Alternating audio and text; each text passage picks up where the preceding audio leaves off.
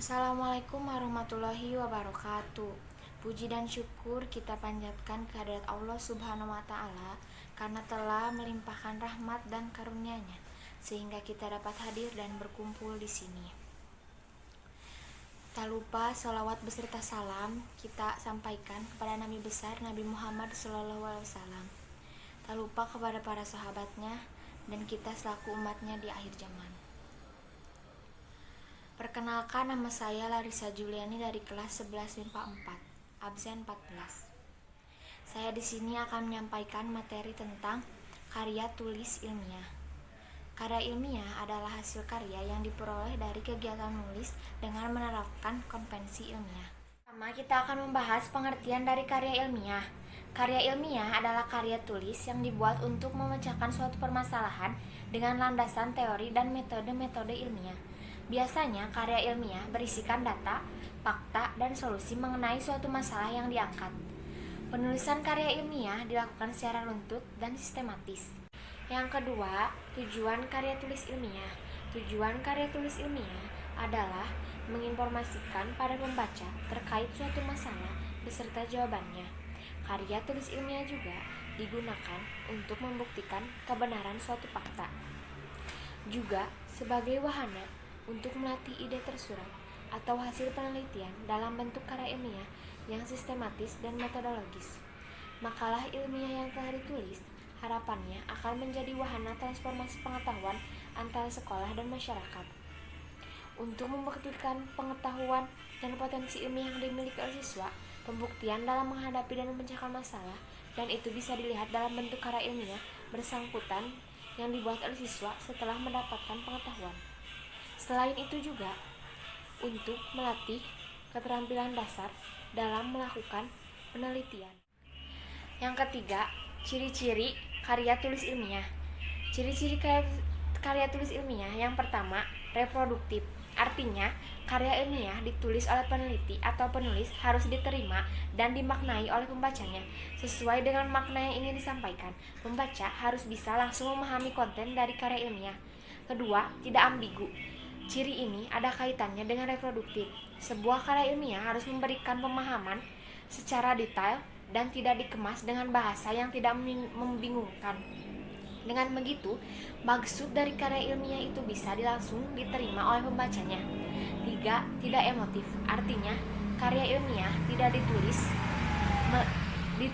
tidak melibatkan aspek perasaan dari penulisnya, sebab karya ilmiah harus memaparkan fakta yang didapatkan dari hasil analisis penelitian, bukan dari perasaan subjektif penulisnya. 4. Menggunakan bahasa baku. Menggunakan bahasa baku agar mudah dipahami. Penggunaan bahasa baku itu meliputi setiap aspek penulisannya, mulai dari penulisan sumber, teori, hingga penulisan kesimpulan. Ketidakbakuan pada tulisan karya ilmiah hanya akan membuat pembacanya bingung dan apa yang ingin disampaikan dalam tulisan tidak dipahami pembaca. 5. Menggunakan kaidah keilmuan. Penulisan karya ilmiah harus menggunakan kaidah keilmuan atau istilah-istilah akademik dari bidang penelitian si penulis.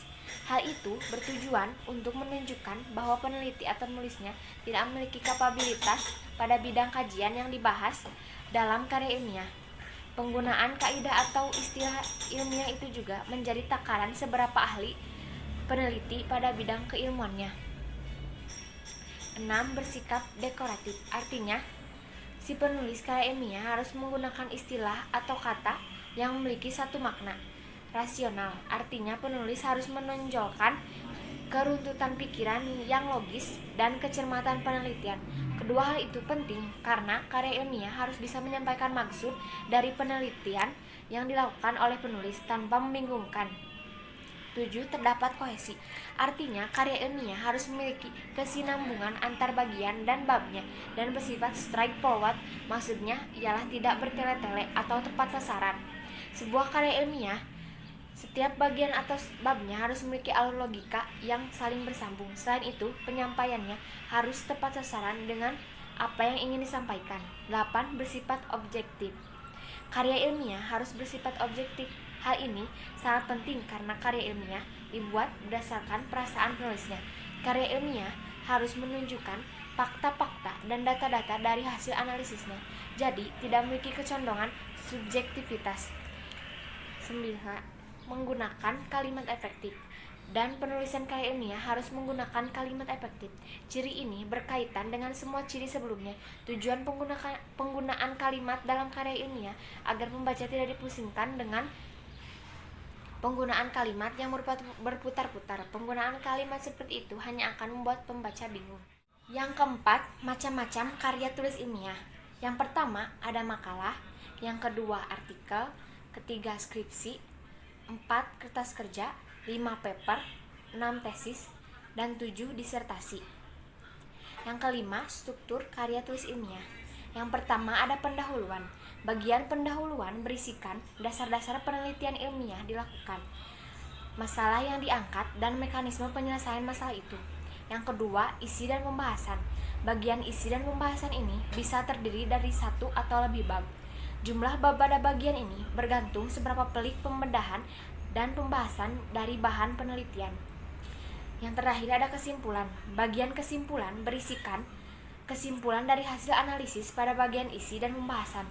Kesimpulan yang disampaikan pada bagian ini berupa penjelasan singkat dan padat mengenai hasil analisis. Biasanya, bagian ini hanya terdiri dari 1 bab. Kesimpulan. Karya tulis ilmiah dapat dipahami sebagai teks yang ditulis dengan susunan sistematis serta logis dan memenuhi kaidah ilmu pengetahuan yang berlaku. Aspek rasionalitas diutamakan dalam penulisan karya tulis ilmiah, dan permasalahan yang diangkat bersifat objektif dan faktual. Saran dari saya, kalian harus lebih menggali informasi tentang karya tulis ilmiah, dan carilah informasi sebanyak-banyaknya. Terima kasih atas perhatiannya, dan mohon maaf bila ada kesalahan atau tutur kata yang kurang mengenakan. Sekian dari saya. Wabillahi taufiq wal hidayah. Wassalamualaikum warahmatullahi wabarakatuh.